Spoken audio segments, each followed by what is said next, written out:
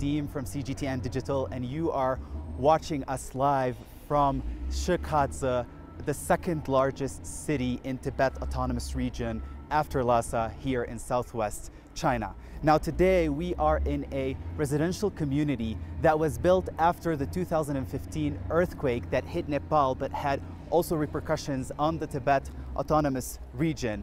And in this residential area that was built after 2015, a lot of people from the border town of Zhangmu on the border between China and Nepal were relocated. Around 2,000 people were relocated in this community here in the west of Shikhadze. If you can see behind me, there are a lot of Tibetan style houses, and this is the first phase of this project. The second phase is happening on the other side of the project, and you can see the excavators and construction being underway right now. So on this side we have individual houses where people have been relocated, and on the other side we have sort of buildings, 3 stories buildings, where more people are going to be relocated. Now this community is fittingly called the new Zhangmu town. As I said before, Zhangmu is on the border between China and Nepal, only 100 kilometers from Kathmandu, the capital of Nepal. And when the earthquake happened in April 2015, this town, which used to be an export town, sustained a lot of damage. Now, around 80% of buildings in that town were either damaged or collapsed. Communication lines were cut off, roads were blocked, and so 3 years now the government has been trying to relocate them into safer places and offer them job opportunities and the means to sustain a good living. Now, 450 houses have been built, and the second phase of this project is going to be done in August or around late that year. As I said, 2,000 people were relocated into this place, and as we look at the architecture there, can we just show the architecture? It's a lot of Tibetan architecture. We can see 3 different colors, which are the white, we see the gray and the red, which are traditional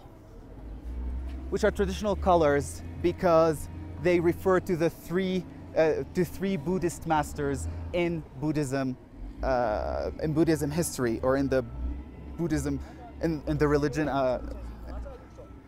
in Buddhism, sorry. So in 2015, when the earthquake hit Nepal, it had far-reaching impacts on neighboring countries, and Pakistan, India, Bangladesh, and China. Now, the worst hit area in China was the Tibet Autonomous Region in southwest China, just because it was so close to the epicenter of the earthquake, which measured 8.1, a magnitude of 8.1. Now, Shikhadze here, the second largest city in Tibet Autonomous Region, and its 18 counties house around 700,000 people. Of those 700,000 people, 300,000 were affected by the earthquake. That's around a little less than half of the population. Around 47,000 people had to be evacuated and displaced when the incident happened. In Zhangmu County, in total, there were 25 documented deaths and around 840 injured here. The casualties were much less than in Nepal, because in Nepal, where the epicenter was, there were at least 6,000 deaths and tens of thousands of injuries. However, in Shikhadze, despite having sustained so much damage, the casualties were limited. Now,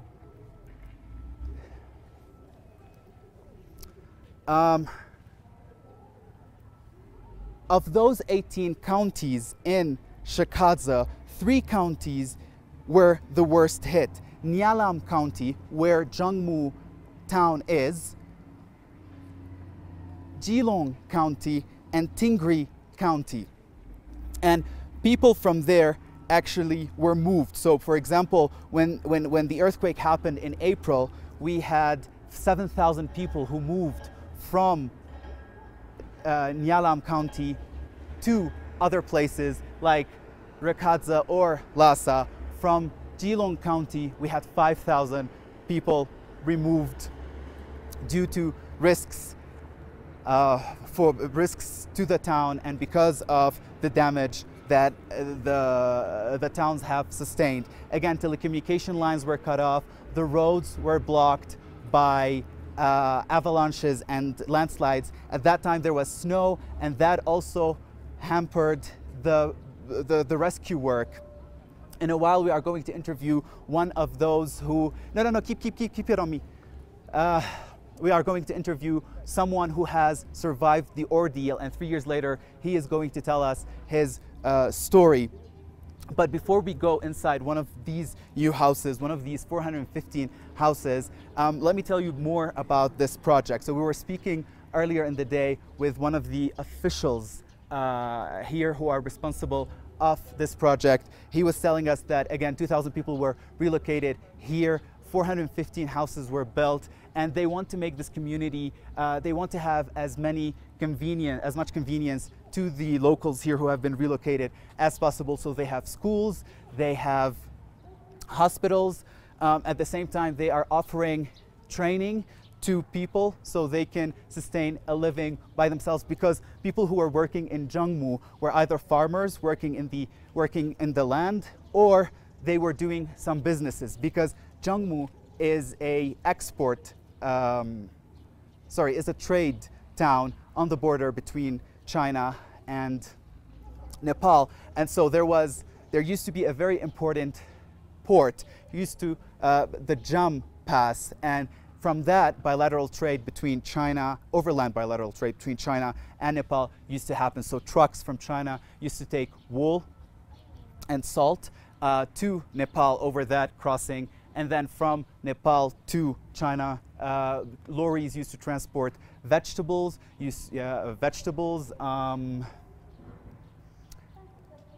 perfumes, and other pepper and other products. But then when the 2015 earthquake happened, that port sustained a lot of damage and had to be shut down, and all of its function were moved to Jirong port, not far from here. And so, as I said, the government is trying to provide training to these people, or they are giving them shops and helping them to start their own businesses, because eventually what they want to do is that they want to transform this village into a touristic village. And this is why they're also planning, and they've already started to build hotels here to come, for tourists to come and visit, because they just want to remodel this new Zhangmu town after the Zhangmu town, with its Tibetan characteristics, with its Nepalese influence. And indeed, not far from here actually, there is a street that has the architectural characteristics of Nepal. And as I said, there are a lot of Tibetan influence in these buildings. One of them are the prayer flags. I don't know if my camera woman can show the prayer flags in either way. I don't know if you can see them, or maybe we should get closer to them. Can we get closer to that, just so I can explain a bit about this? So the prayer flags are flags that are hung very high in either mountains or buildings, and on them are prayers written. They usually come in sets of 5 colors, and every color is symbolic, has its symbol. So for example, the blue one, and they come in order. So for example, the blue one refers to the sky and the space. The white refers to the air, and the wind. The red is for fire, the green is for water, and the yellow is for earth. And these flags, just as they flutter in the wind, they send all the good wishes for health and prosperity throughout the mountains and throughout the distances. And we could tell that the Tibetan people who were living in the Zhangmu town brought their heritage, their religion, their culture with them here to Shikhatse. And now we are going to go inside the house and meet with Luo Song, who used to have a business in Zhangmu where he used to rent out houses and rooms because it was such an important city on the trade line between China and Nepal. So there were a lot of businessmen coming for trade. There were a lot of tourists because Zhangmu has a very peculiar climate, unlike the rest of Tibet Autonomous Region, where there's a lot of green foliage, and at the same time it's a subtropical climate, and that is a rarity in Tibet. So there were a lot of tourists. It used to be a tourist magnet, and at the same time it used to attract a lot of business people to conduct trade and businesses between China and Nepal. So he used to rent these houses to these people. But then when the earthquake happened, and actually that was the first time that he has witnessed an earthquake, they had to be relocated here. So we're going to go inside his house and try to speak to him to see what exactly happened on that day, 25th of April 2015, and how has his life changed 3 years on, and how is he trying to cope with his life away from where he was born. So I have Lily, my colleague, and she's going to help me translate some of the answers and the questions so you can understand better what happened that night. So Lily, thank you for volunteering to do this work. And let's take a seat and try to understand more about here, the project of the new Zhangmu town, and what happened that night. 你好. 你好. 你好. All right. So can he first introduce himself and tell us his name and his age and what happened in April 2015? 您好，您能自我介绍一下吗？然后说一下您的姓名、年龄以及地震当时发生的时候。我的姓名就是罗桑。罗桑，我的姓名就是罗桑。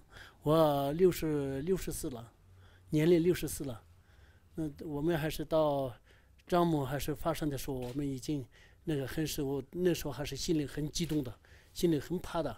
那现在最后呢，我们当地政府和我们市委领导都自治区领导都还是我们下来以后呢，我们樟木老百姓全部还是转移日子了。那个时候到了这里以后呢，全部很幸福的还是胆小好的，没什么很怕的。那这些比较很好的很，那我们现在很舒服的很日子。My name is Luo Sang and I'm 64 years old. When the earthquake occurred at the time, I was so scared and nervous. But with the help of the government, I could relocate here, and I live happily. Can he explain more the details of what happened that day? Because there was an earthquake in Nepal, 8.1 magnitude, and then hours later there was another aftershock in Zhangmu, and that was 5.3 earthquake. So can he tell us exactly how was he feeling, what happened to him, the building where he was staying, his house? So can he give us more details about how was he feeling, if he remembers, anything from that day 3 years ago? OK， 您能再具体谈一下，就3年前，发生的时候，因为当时在尼泊尔当时发生地震以后，几个小时以后，在那个樟木又发生了地震，当时您的感受是什么样的？然后能具体谈一下吗？还是我们心里很激动嘛，心里很激动，姓黄的，那群众的还是心里还是比较还是踏实嘛。那这时候还是群众的还是心里不起作用，心比较跳得比较厉害。那现在到了以后，我们还是政府还是我们国家和政府来扶持，就是群众都还是我们边境群众都还是转到这里来的用，全部有安心的，有很好的。那现在很舒服的。现在我们受在群众都还是现在有什么都不怕，也安心好，要担心什么都不担心了。那现在政府呢，还是群众都还是什么负担都还是政府呢还是解决，国家来负责。就这样，还是我们现在有感谢共产党，咱们感谢咱们国家。Okay. When the earthquake happened, we were so panicked, and but now we're fearless because the government gave us a lot of help and help us to settle down here, and we have a peaceful life. So we are grateful for our government and the Communist Party. Okay. So in Zhangmu, the town of Zhangmu, it was isolated for a few days because the roads were blocked. Can he tell us about these few days where he was cut off from the rest of the world? Okay. 那个地震发生的时候，你们当时是跟那个其他地方是隔绝的，然后有几天那个路是被封了。你能讲一下当时的情景吗？那当时我们还是这里群众有分开的，分开还是隔绝，隔绝有些还是我们在哪个地方有安置，有一点还是老百姓，有还是发生地震的话，有全部集中分开，还是有可能3-4种地方有选举以后还是全部群众有分开有还是隔断的，不隔断的话还是没有地基没有宽的，也没有那个地形比较没打的没有这种。那我们部队呀，我们樟木有部队地方学校有些还是我们那个当地那个在那个宾馆那个地方有些我们群众那个什么电站沟这些地方，就是全部群众几家全部有群众也好，外地人也好，我们樟木还是那个尼泊尔经商的人比较多咱们内地汉族也比较多樟木还是全省还是经商人比较多，来往比较多。那时候还是全部有我们当地部队出动，当地那个部队那个什么武警部队公安干警当地政府全部出动以后呢，群众全部集资来，群众集中，然后再有一个地方选举，全部有还是那个还是全部有转了还是全部不能散了，有散开有不行了，就这样。At that time, we were separated and isolated in different places, like some of us in the hotel, and some of us in the school buildings, and some in the government buildings. But the government and the army, they were so quickly to gather us together and to remove us from the dangerous place to the safe place.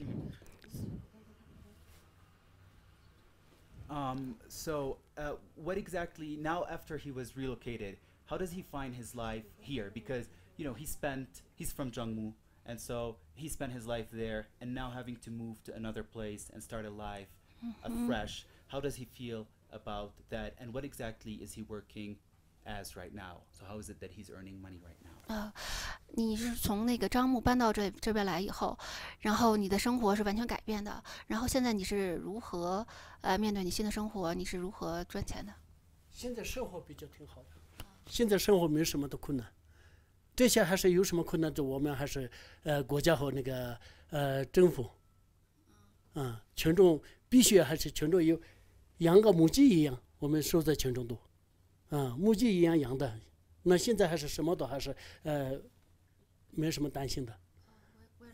We're not worried about our lives because we live happily here, and we used to raise hens. Now, 你是如何赚钱的呢？现在的话，我们还是这里做的话，还有其他什么呢？您生活是靠什么？现在生活我们还是我们老年人嘛，老年人现在政府呢还是承担还是the government 有发钱。give us money. 每个月还是700多750。750 RMB per month. 每个月每人就是750。Yeah, each person. 我们老年人都年轻人有还是老年人有。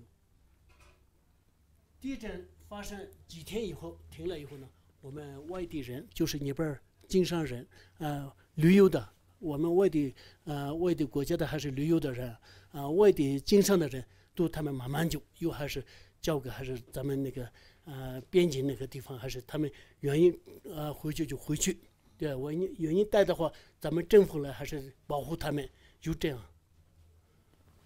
After several days of the earthquake, we start our business between just at the borders, and the Nepal people can go back to their country, and our people can went back from Nepal. 那个几天里面吃的穿的东西全部，咱们当地政府和部队他们有出动以后呢，外地人也好，咱们内部人也好，都是还是那个超市里面的粮食呀、吃的、穿的都他们又还是解决这个，全部什么都没担心，都还是政府来还是解决的。Okay. Either our people or people from other provinces or other countries, we had enough food and clothes given by the government. And so, speaking about where he is right now, what kind of facilities does he have around here? What kind of facilities did the government provide living here? Okay. 现在就您居住的这个地方有哪些设施是政府提供的呢？就比较好的一些。这个日子桑珠子区，日子市领导和桑珠子区市委那个民政局，他们都还是我们照顾着，生活方面全部由他们照顾。然后呢，我们聂勒木县、樟木镇、聂勒木县、樟木镇民政，他们都还是靠群众，帮助群众，关心群众。公共设施这些还是方便的很，这些都什么都还是不缺嘛，这些都挺好嘛。具体那时候还是我们那个转移这里以后我们带的帐篷里面嘛，那帐篷里面的时候还是我们都还是群众都还是什么都还是有放心好嘛。公共设施呢，比如医院、学校。这些都条件很好的这些还是我们医院吧。群众有什么还是有病情啊，这些都还是我们日子市的那个人民医院，他们都还是一个月来2、3次，我们在对群众他们关心，他们来还是那个这些都帮助，他们都来。The local government give us a lot of help and offer us facilities. For example, like the doctors from People's Hospital in Rikaza City. They visit us several times a month to offer us help, and it's really helpful.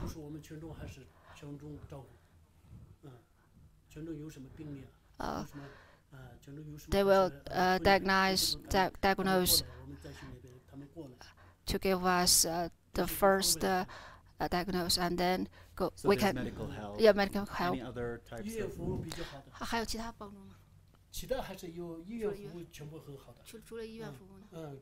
然后呢，在我们那个有时候还是部队的，还是医院，这些他们有还是群众服务，他们有一个月里面3、4次他们有过来看群众。学校也还是在这这个的那里全部有他们有解决了，幼儿园解决了，小学也解决了。初一也解决了，高中也解决了，到处 We have 都有解决了。 primary 小学是 school, yes, and middle schools. 还是解决了。 So the government is offering health services and educational opportunities for, yes, of course. for the people. Yeah. Okay, the last question is, how does he plan to spend the rest of his years here? Does he have any plans? Does he want to start a business or? 您有什么一些计划和想法吗？在未来的一些日子？那计划呢？我们还是现在我们这待的这里这个在还是有，还是现在待几年时间，对吧？有几年，那这个现在我们现在没有什么担心嘛？这个还是待多少到几年，又还是账目重建现在没完嘛。那现在我们还是继续这边做生意啊，年轻人现在政府呢还是解决我们年轻好多，又还是有些超市里面工作啊，自己做生意就自己做生意，自己开放是开放，自己还是那个出去是出去，打工是打工，这些都政府呢还是全部有解决了嘛。那这些我们有方向好吗？我们老年人的话，现在国家和政府呢还是承担，就是没什么担心嘛，对吧？我们挺好的。我们放心好的，我们挺舒服的。现在，这个国家咱们国家这么政策好的。I don't have to worry about the future because we have the good government policies. As for our young people, they can do business as they wish. They can open supermarkets or do their own businesses. As for our old people, we have pensions from government, and we have nothing to worry about, and we are so relaxed to live here. Okay, thank you so much. 谢谢你。 So, here you go. We have just spoken to one of those who were present during the earthquake in Zhangmu town on the border between China and Nepal here in Tibet Autonomous Region. And he told us about the day that the whole village shook and how he stayed stranded for 4 days before the roads were opened. 3 years later, he says that his life is happy in this new community that bears the same name as his village. He says that he doesn't have anything to worry about. He says that there are a lot of opportunities in terms of health or job opportunities or education opportunities provided not just for him but for people who were relocated here. In 2015, it was definitely a rough time for everyone here, but 3 years later, it seems that their wounds have slowly started to close. The earthquake was so strong, and the repercussions of the earthquake, not only in Nepal but also in China, were so strong that actually the county where Zhangmu village is moved 60 centimeters southward and actually sank 10 centimeters according to Chinese experts. A lot of people were affected, 300,000 people. A lot of people were relocated. They were uprooted from where they were and then moved to other cities, but it seems that they're coping well with their new lives. I hope you guys were able to get a glimpse of the suffering that these people had to go through in 2015 for a short while and how they were able to build a new life after the earthquake. This is Nadim from CGTN, and I hope to see you in another live stream. Thank you for watching.